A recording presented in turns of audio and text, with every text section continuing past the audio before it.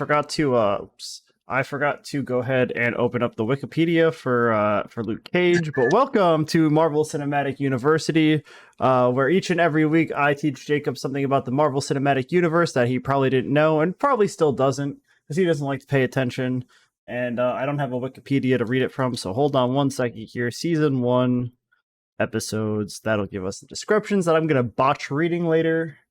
Of course. I would like to start off this episode by apologizing for my ugliness. Yeah, it's okay. You have to look at it for the next, hour.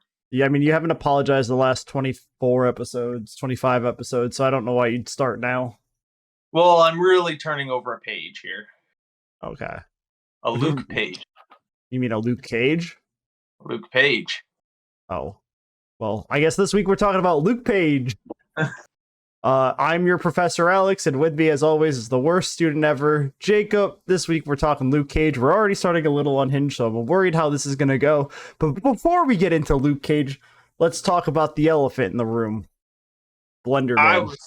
Blenderman. I was going to say, look for our new Luke Cage notebook full of Luke pages.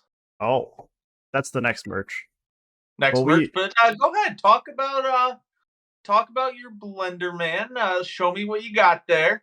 We've now got merch. Not only do we have mugs with Blenderman, we've also got shirts, hoodies. There might be a hat or two. There's definitely some stickers. We've got Blenderman. We've got Are You Ready for Round 3? We've got Rizzlord, the legendary Rizzler. And we've got a little cow in a pocket. Do we have do we do koozies? Or shot glasses? They didn't have that option. Sad. They did have the option though for wine coolers, and I think Blenderman might have one, and I know Rizzlord has one. No, not Rizzlord. Are You Ready for Round 3 has one. Wine coolers. Are you ready for round 3? Are you ready for round 3? I have that graphic now saved in a place because we use it so often.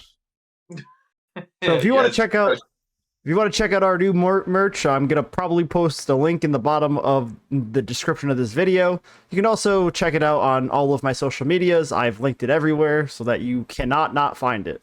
It does not have an easy domain to find because I did not want to pay the extra money for the custom domain. Oh, that's just lazy. Well, if people buy enough stuff, then I'll buy the custom domain. That's it. 2 shirts a month and we'll buy the custom name. I don't know if I'll be able to afford it. 3 shirts it is. 3 shirts a week. Strive for just buying everything because it's all cool. At some point when I can afford it, I'm gonna get myself a nice little Blenderman hoodie when the winter comes around. Jacob, you should get yourself a round 3 shirt. Well, I actually have one on order and it came in 2 days ago. But I wore it and I haven't washed it yet. So I couldn't wear it tonight. Most of the things you're saying, nobody believes, so you can just stop saying them. I'm just going to keep that going. All right. We'll learn to believe you over time, probably. But this week, we are talking Luke Cage, Season 1. Luke Cage, idiot. I've also realized I've made a whoopsie-doopsie. Not a whoopsie-doopsie. A little oopsie-daisy. Whoopsie! In my research to find some fun facts and connections, I discovered that this may or may not have come out after Daredevil Season 2. I see. That's a whoopsie. And it turns out, I was like, I don't think Daredevil 2 came out until after Defenders. I was wrong.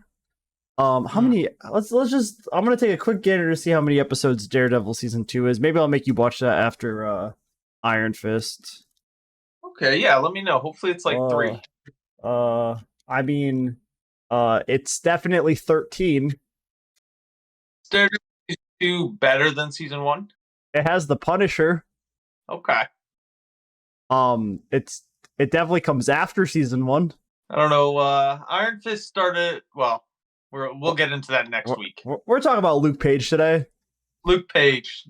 I'm also probably gonna have to come up with another filler episode to get through all these. But anyway, Luke Cage Season 1 released September 30th, 2016 on Netflix. Now streaming on Disney Plus. It stars Mike Coulter, Simone Mizik, Theo Rossi, Mahershala Ali, and that's it. I don't know why I didn't put an N there. This takes place approximately 1 year after Daredevil. And it also has the ever so constant connection of what's The her Night name in it? Nurse, Claire The Night Temple. Nurse. Claire Temple. Templeton the Rat. Her. She's related. Oh, interesting. Rosario Dawson. Oh, Ahsoka? Yeah, Ahsoka. Well, Jake, it is time for us to talk all about Power Man. I forgot to list the episodes, so let me do that because I like to do that kind of thing, you know? Yeah, read off the episodes for me. All right, we got Moment of Truth, Code of the Streets, Who's Gonna Take the Weight, Step in the Arena, Just to Get a Rep, Suckers Need Bodyguards, Manifest, it's all connected, Blowing Up the Spot, Dwick, whatever DWYCK spells, Take It Personal, Now You're Mine, Soliloquy of Chaos, and You Know My Steez. Jacob, do you know what all of these episode names have in common? They're all formed with letters. They're all based off rap titles, or song titles at least, but they all seem to be rap from what I gathered. From your research. For my research. Okay, maybe a playlist is in need here. Maybe. But first, let's get through this episode. Let's talk about Episode 1, Season 1, Episode 1, Moment of Truth. Directed by Paul McGugan and written by Chio Hadari Coker. Released September 30th, 2016. I'm not going to read that for all the episodes, because okay. Yeah, that was my next question there. I've seen you do it. That's silly. Well, this isn't I Am Groot now, is it? It is not. This is Luke Page. I won't name the director 20 times.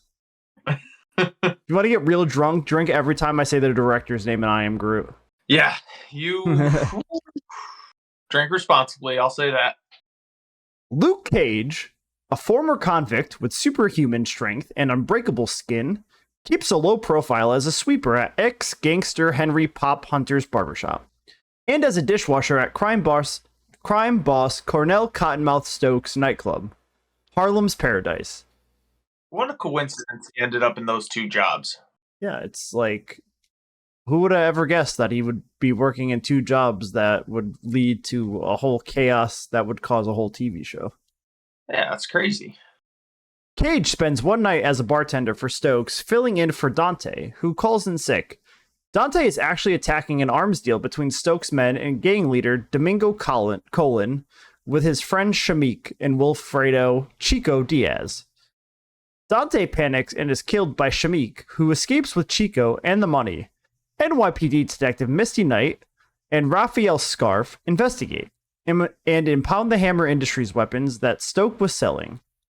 With help from Shades, Alvarez, who works for Stokes, supplier Diamondback, Stokes tracks killer Shamik and retrieves his share of the money. Stokes' men also support his cousin, Maria Dillard, a councilwoman, and demand contribution to her cause from Cage's landlords. Cage fights them off, but refuses payment for his action. Good guy. Yeah, he's like some kind of superhero. Are we sure Dante is dead, by the way? From that description, I'm pretty sure. Well, he ain't no blender man. I was gonna say, he didn't get blended. Maybe we need a Dante cup. A Dante cup. Dante man? Dante man. Dante's Inferno? Oh, boy. All right, well, I do have some connections and some fun facts, because there's actually a ton of connections for this show. I would never have guessed. I was going to say, this show seemed like it had a lot more connections than the previous two. It definitely did. As for the fun facts, when Pop calls Luke Cage Power Man, that is a reference to his name in the comics, Power Man. Power Man. I wonder if it's because he's very powerful. It's because he's super strong, like Bull, like Power Man. When Connie Lynn says that she wants to hire Cage, an offer which he turns down by saying, "I am not for hire," is a subtle reference to the group Cage formed with Iron Fist in the comics, Heroes for Hire. The Defenders. Because in the comics, he is indeed a hero for hire. All right, that's fun facts. And the connections. Cottonmouth is selling weapons made by Hammer Industries. Do you remember where Hammer Industries is from? If I had to guess, he may have been in direct competition with Tony Stark at one point in time. Yeah, our old fellow Army Hammer. Also known as Justin Hammer. Hammer Industries from Iron Man 2, run by Justin Hammer, is supplying these weapons. Shocker? I think not. And we'll get to this later on in a couple episodes. And I don't want to spoil anything just as of yet, but when old Cagey is shot, then I'm very shocked that technology actually worked. Yeah, I think he must have stole it from Iron Man. Yeah, it had to be some Stark tech right there. Hey, I mean, he had to have one thing work, right? Yeah, of course. Also, in episode 1, it's all connected moment of truth. The rebound chick mentioned briefly early in the episode is none other than Jessica Jones. As you remember, they did some banging in Jessica Jones. Oh, yeah. He threw her through some walls. In the same scene at Cottonmouth's club between Cottonmouth, Maria, and Domingo, she mentions what happens to Fisk. Somebody mentions what happens to Fisk. They mention Fisk a lot in this one. Yeah, well, he's a big New Yorker. He's like, hey, I'm in jail now. There's a power space. Because there was Hell's Kitchen, and then there's Harlem in this one, and then where was Jessica Jones? She was around. She was like near Hell's Kitchen. Kind of like in between Hell's Kitchen and Harlem, I think. Yeah, I think she's in Hell's Kitchen. Is she? Yeah, I could be wrong, but I think that's where she is. She's Tell somewhere. us in the comments if we're wrong. Destroy. Tell us we're right. Never say we're wrong. If you tell us we're wrong, that means you're wrong. And if you're wrong, then you can't be right. Episode 2, Code of the Streets. I want to see him again. You're wrong. Oh, yes. Episode 2, Code of the Streets. Pop asks Cage to find Chico as Cage owes Pop for keeping his convict past and superpowers a secret. Pop wants Chico brought to the barbershop, which is considered to be Switzerland of Harlem. While out, Cage sees Cottonmouth deliver Shamik's money to Dillard's Memorial Crispus, a Tux complex.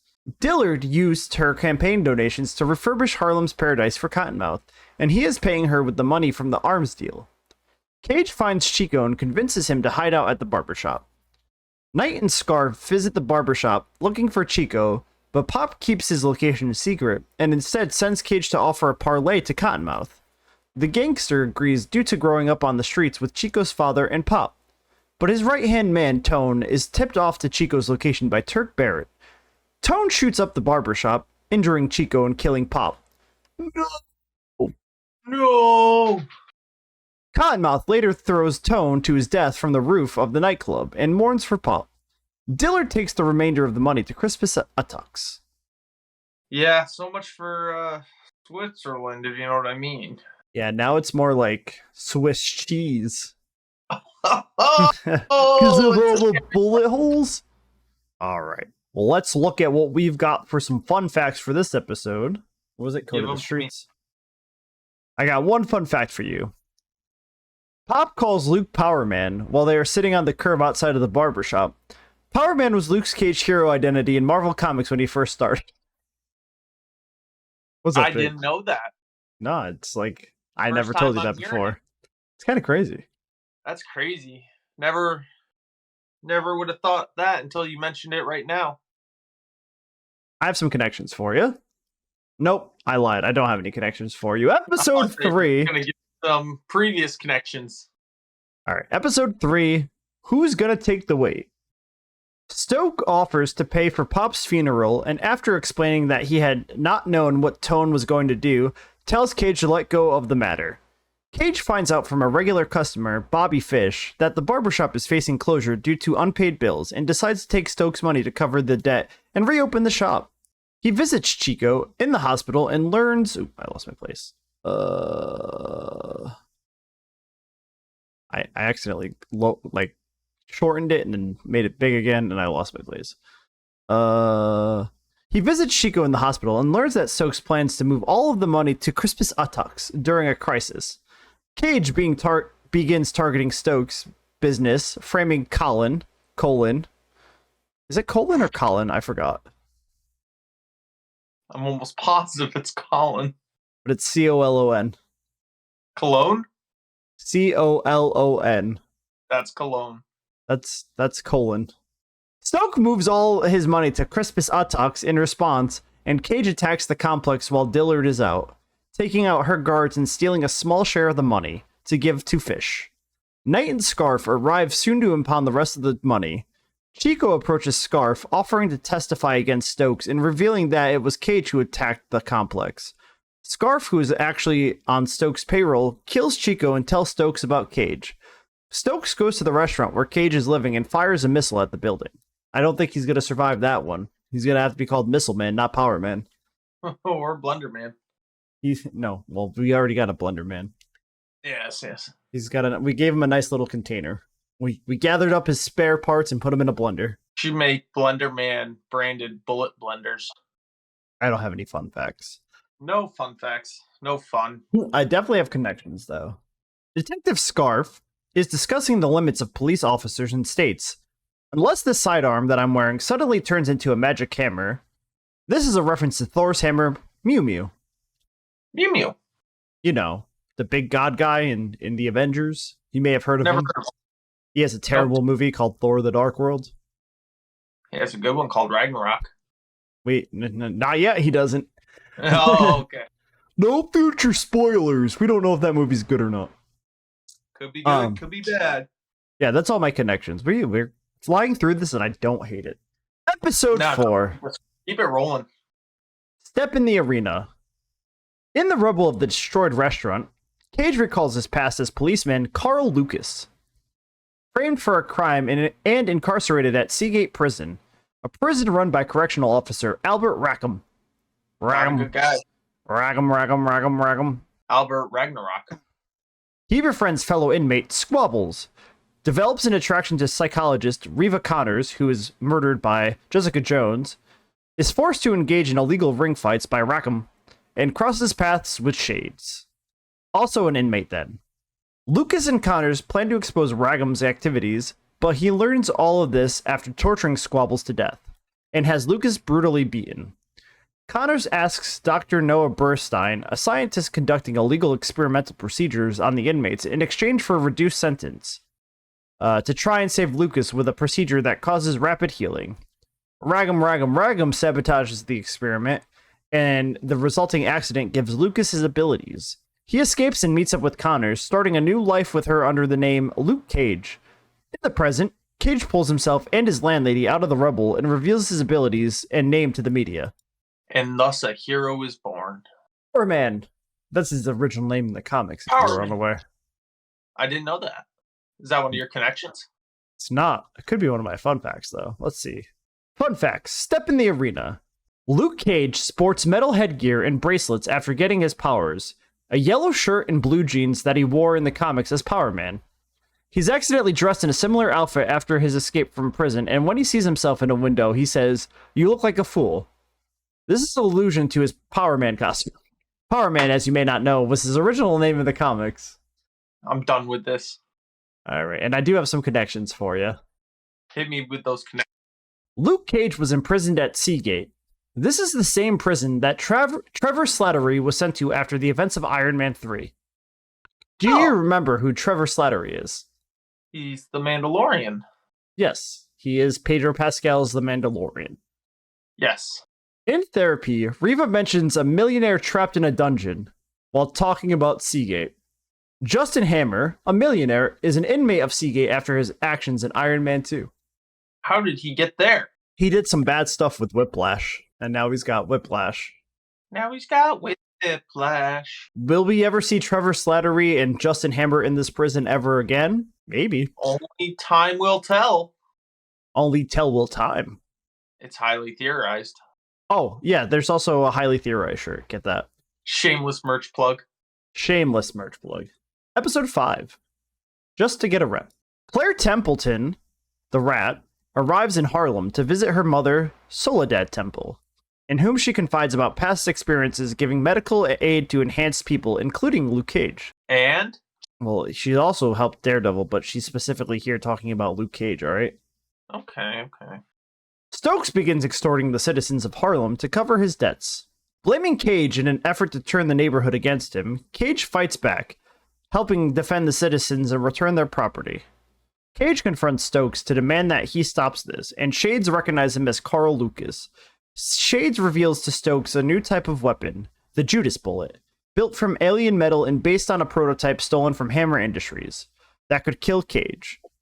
With Stokes unable to afford it, Diamondback will use it to kill Cage himself in exchange for control of Harlem. Stokes instead decides to steal the weapons from the failed deal with Colin and sell them to get the money to buy the Judas Bullet. Scarf takes the weapons from police evidence, but does not deliver them to Stokes. By then, Knight is informed by NYPD Captain Betty Audrey that Scarf is under investigation. Scarf is not a good guy, let me tell you. Yeah, and I should mention that Misty Knight is from the comics. She's Misty Knight. She's a little bit of a like badass 70s lady with a gun. I could see that based off the show. She chills out with Colleen Wing sometimes. We'll meet her in Iron Fist. Yeah. I haven't met her yet. What is this episode called? This episode is called Just to Get a Rep. I don't have any fun facts, but I do have quite an amount of connections. Okay. Weapons crates are seen with Hammer Industries label, the company owned by Justin Hammer and Iron Man 2. This Justin Hammer guy keeps popping up in all the wrong places. We miss Justin Hammer. He was a good guy. It's Hammer time. That's the wrong song, but I don't want to copyright Strong from the Right song. Yeah, it's not copyrighted. We get the name and the song. Exactly. Mismatched. Yeah. We're not legaltons. We're not lawyers. No, we need Matt Murdock. I was going to say, we're no daredevils. No daredevils here. Scaredevils. In the conversation between Claire Temple and her mommy, they mention aliens coming out of the sky, people with silver hammers, green monsters, referring to Loki and his alien Chitauri army, Thor and the Incredible Hulk as seen in the Avengers. Also, Claire mentions a blind man that can see, and undead ninjas with autopsy scars killing one of her co-workers, referring to the events that she saw take place during season 2 of Daredevil. So, she did talk about Matt Murdock. I would like to point that out. You said she was only talking about Luke Cage, but she did talk to her mommy about Daredevil. In the sentence that I was reading, we were not at connections yet, so we couldn't talk about things that had happened in the past. So yeah. Episode 6, Suckers Need Bodyguards. You're kind of need a bodyguard after this episode. Scarf attempts to blackmail Stokes, but is critically shot by him and forced to escape to Pop's barbershop. Cage and Fish are out for breakfast because they were hungry boys at Soledad's restaurant, discussing the future of the barbershop, where Claire meets up with Cage. The pair discuss his abilities as they walk to the barbershop, where they find Scarf. Claire treats his injuries. Knight is teamed with Lieutenant Perez, who is also on Stokes' payroll, in order to kill Scarf. Knight deduces this and tricks Perez into implicating himself before arresting him. Cage retrieves an incriminating ledger from Scarf's apartment, but Knight sees him and he, Claire, and Scarf go on the run. They are on their way to One Police Plaza to turn over Scarf and the evidence when they are ambushed by mercenaries working for Stokes. Cage fends them off, but Scarf dies from his injuries. Stokes is arrested based on Scarf's evidence, with Dillard informed of this by a reporter who has just exposed her possible involvement in Stokes' criminal activities during a live television broadcast. Yeah, it was a real tricky trick she pulled there on Scarf. Or not Scarf, Perez. She's a real trickster. Good detective, I would say. Based off her comic book character, the Trickster. Yeah. Just kidding. That's a lie. Connection. That's a gaslight. I feel gaslit. Again, no fun facts for this episode, but I do indeed have some connections. Did we also bring up in the first episode that Misty banged Luke Cage? I don't remember if we talked about that. Probably not, but yeah, they did. They did do the deed. Yep. They did the old dirty. They did the old horizontal bonding. Yo, they bonded horizontally. As the episode opens, a voiceover from the radio show Trish Talk is playing. I saw that. I heard that. That is the radio show from Jessica Jones. Jessica! At the end of the episode, Missy's boss makes a reference to Fisk from Daredevil. Yeah, like I said, there's a lot of references to Fisk in this one. It's really that power void at the top. Yeah, no, But they're also like they seem kind of like worried that Fisk got taken down at the same time, because like it kind of means they're not invincible anymore. Well, if Fisk can go down, anybody could go down. Fisk is a big boy. He's a big boy who likes his Italian food and artwork. And art ladies. Oh, he loves an art lady. And his car door killings. Well, it's not confirmed. Definitely confirmed. I don't know. You could survive that. Episode 7, Manifest. Ben and Cal get on a plane separate from their his wife and daughter, and that plane disappears for 5 years. When they touch down, 5 years have passed. Oh, sorry, this is the wrong description. That's the show Wrong Manifest. pod. Oh man, that's when we go through God, I can never watch that show again. It's so bad. Manifest Cinematic University. That show had like a really good first 2 seasons, and then boy did it lose me. Oh man, you should watch the last season. I don't think so. NSA, whoa! Scarf's ledger is found inadmissible and Stokes is exonerated. He threatens to expose Cage's real identity and have him sent back to prison, and Cage decides to leave Harlem. Claire convinces him to stay and fight. Stoke reminisces about growing up with Dillard and their grandmother, mobster Mama Mabel. All these shows have one thing in common, Mm-hmm. and it's besides like the obvious, like there's superheroes in the show. It's like all these villains just had absolutely wretched childhoods. Well, yeah. How do you think a villain is made in New York? Nice happy family, apparently. These are real villains. Yeah. I don't know. I think Wilson Fisk had a nice childhood. Oh, for sure. And Kill. What was his name? Kilgrave. He also had a Purple Man. He had a good childhood. Yeah. Did you know that Kilgrave wore purple suits because in the comics his name is Purple Man? Audrey stands down following the corruption at her precinct and is replaced with Inspector Priscilla Ridley. Priscilla Ridley's a real pain in the butt. Oh, hell yeah, she is. After talking with Ridley, Knight begins to question Cage when he returns the stolen weapon. After taking them from Colin, Dillard is forced to resign from the council, leading to an argument with Stokes in which he insinuates that she liked being abused by Pete. Dillard kills Stokes and Shades helps her, frame Cage for the murder. Cage tells Claire about his past just as he is shot by Diamondback, who knows him as Carl with a Judas bullet. Pew! Shot through the heart, and he's Luke Cage. He needs to get a new page.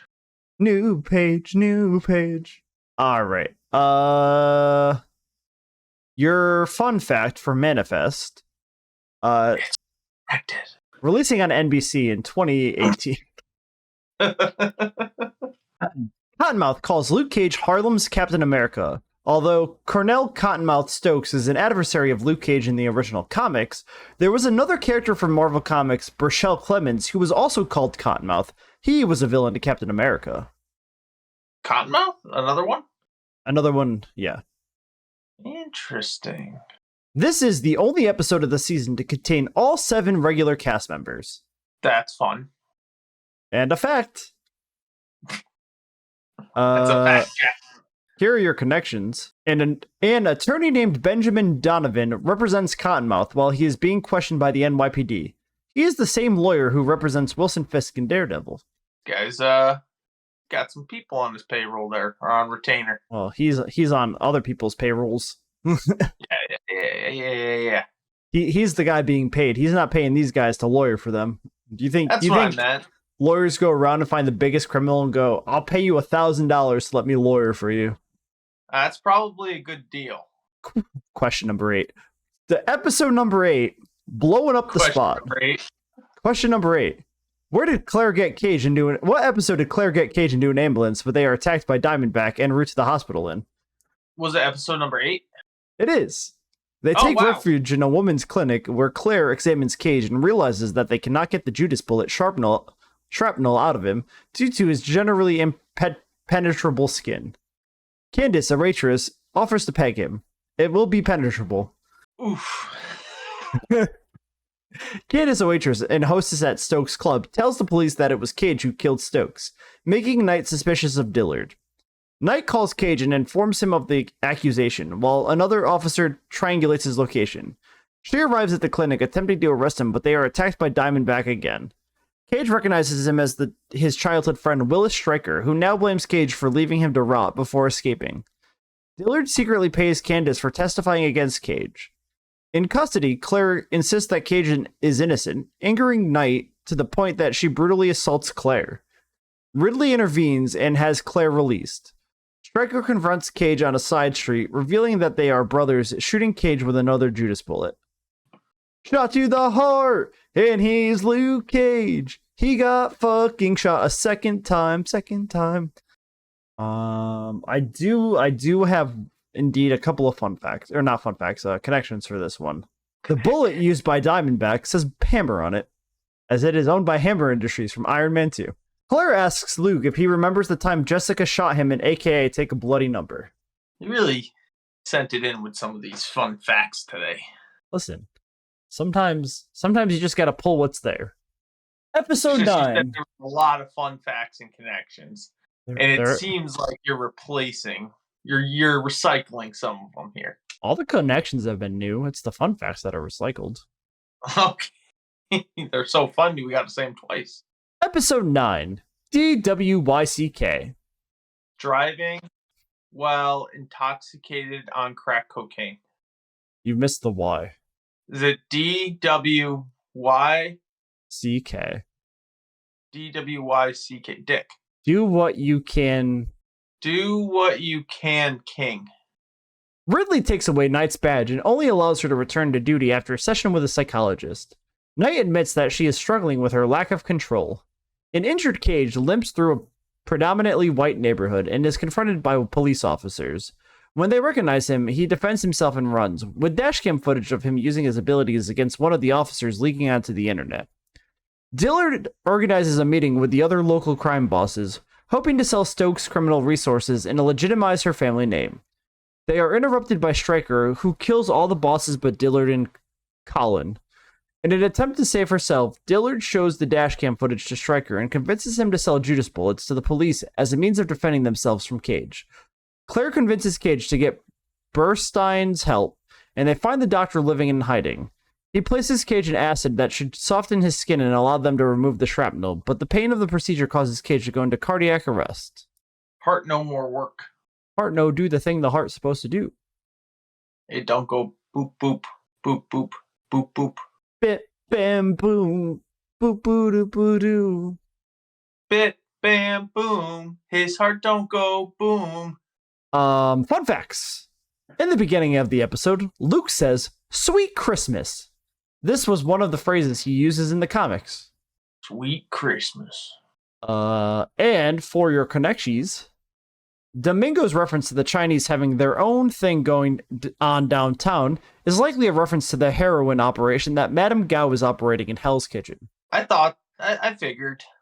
I drew some connections to that while watching the episode intently. You're so smart. You're a little smart boy. Who's your smart little Jacob? Who's your smart little Jacob? Do you get a little treat? Do you want a little treat?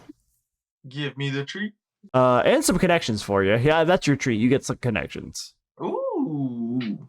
Domingo's reference... Oh, wait. I already read that connection. Willis stated that Judas bullets were crafted with alien technology, collected from the Chitauri weapons, and equipment that Loki brought to Earth, possibly acquired by someone we'll meet in the future, Adrian Toombs. Sounds like a suspicious guy. He's a little sussy. Oh, it's a sussy one. He's just a dad. He's just a papa. A papa. Episode 10. Take it personal. I will. That's right. I said take it personal. I will. Claire and Burstein manage to revive Cage and take out the shrapnel. Wow, he's had the shrapnel in there for quite some time. It's been in there for a little while. Like 3 episodes. Yeah. Ignore all the water that just like dripped from my mouth. Learn how to drink. I can't. It's hard. I'm drinking from Blender Man. Oh no. He and Claire looked through the files on him and learned that Connors had known about Rackham's fight, and he was... Are you dead? Hello? I died. Sorry. Okay. He was assessing Cage with the intention of putting him through Bernstein's procedures as a test subject. Cage threatens Bernstein to never replicate the accident and takes all the data with him. Bernstein secretly has a copy of the files. Claire and Cage go to his home in Savannah, Georgia, where his memories of his father confirm that Stryker is telling the truth.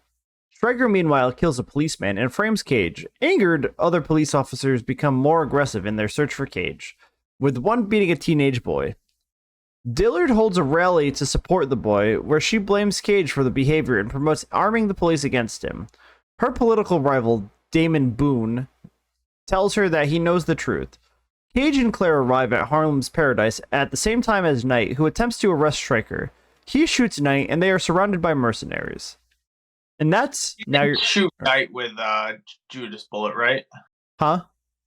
He didn't shoot Knight with the Judas bullet, right? No, I think she'd be Blender if that happened.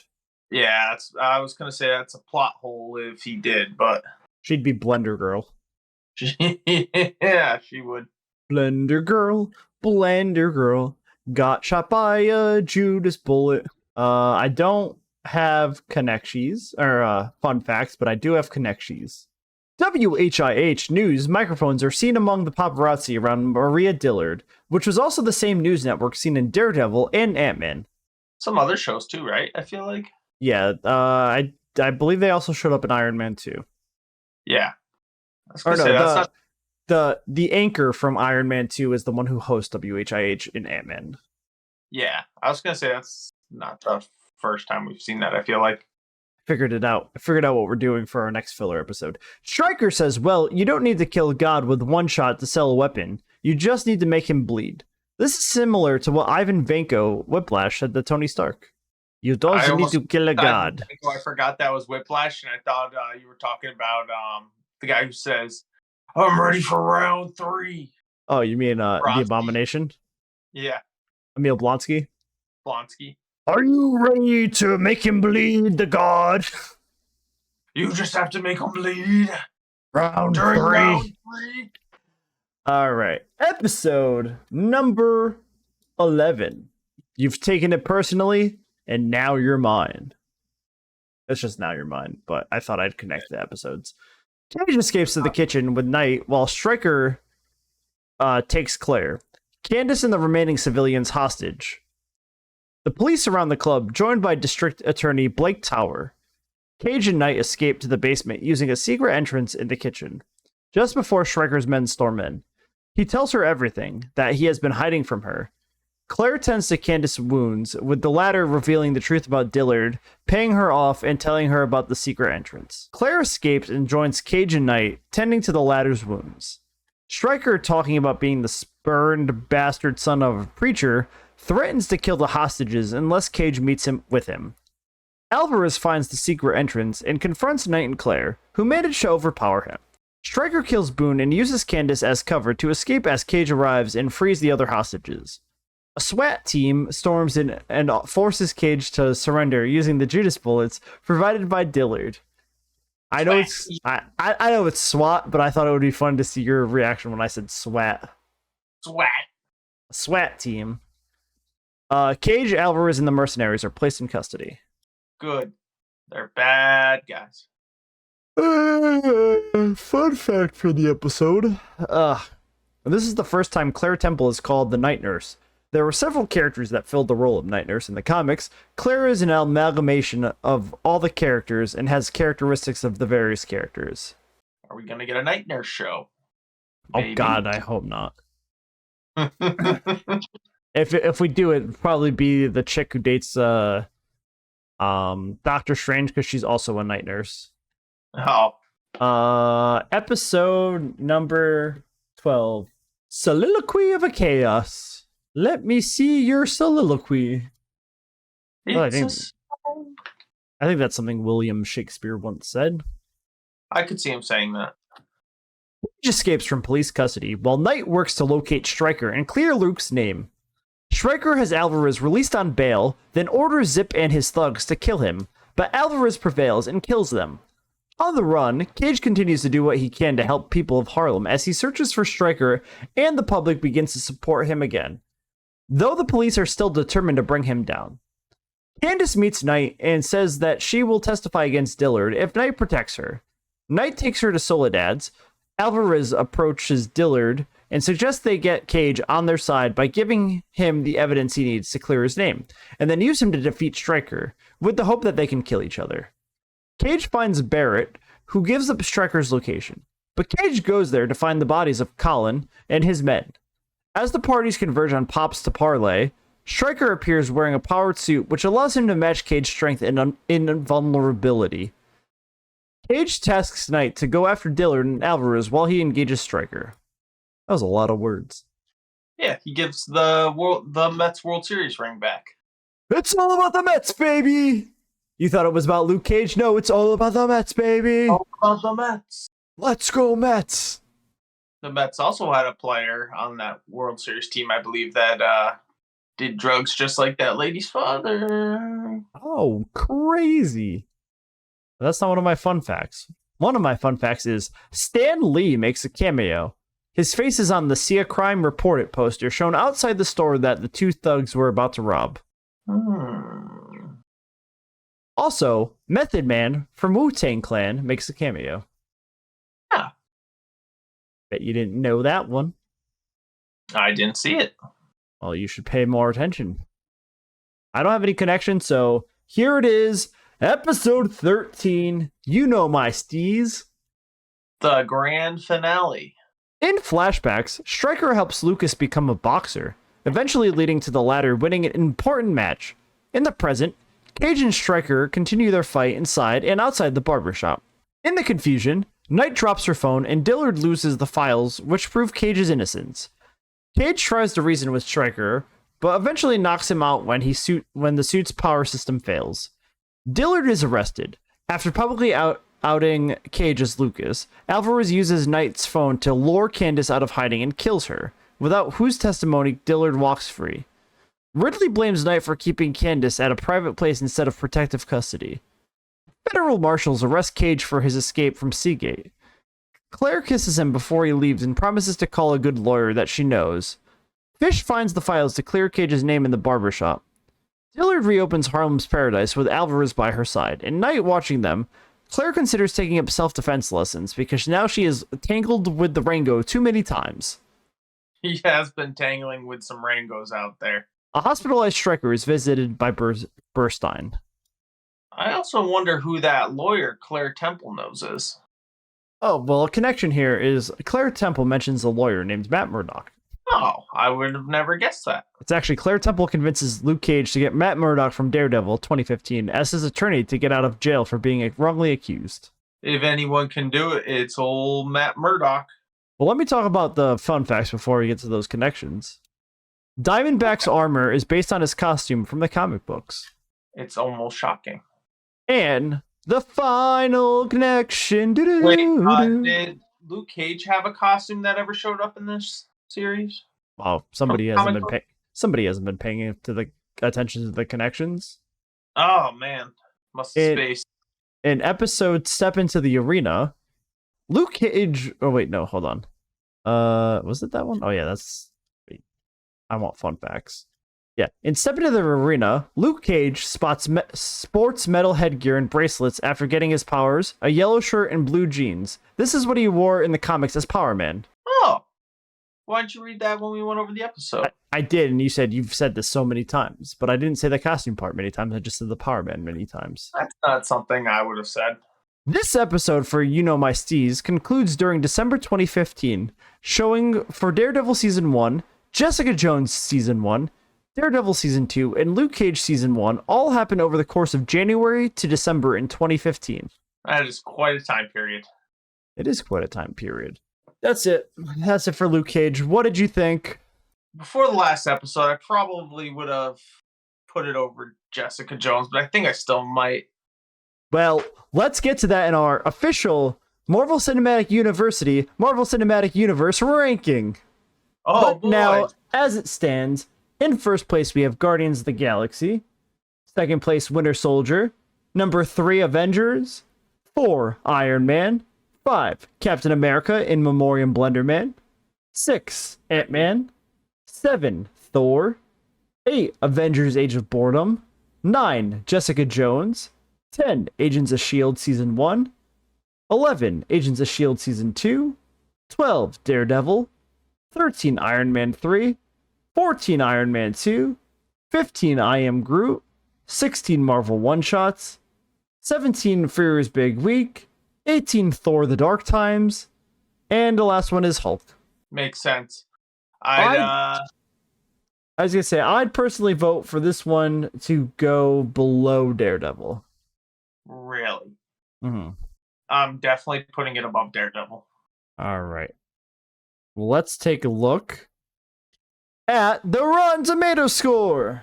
Luke Cage. All right. Luke Cage has a audience tomato score of 67, while Daredevil sits at a Rotten Tomato score of 93.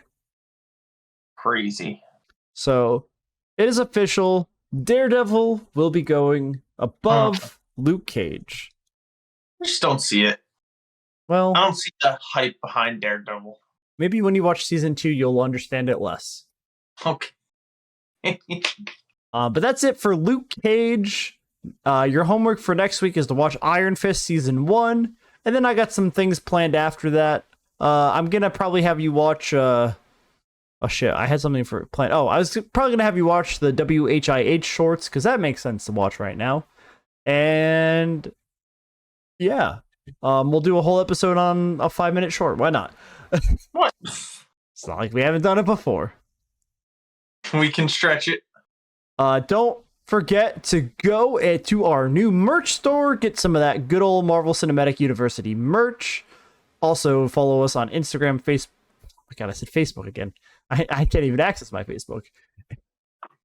Instagram, TikTok, and the other one, Twitter, at AJ Slabs and Juicy Snake 12 and MCU University 101, something like that. It's in the credits. Take a look at it, or the bio. You'll figure it out.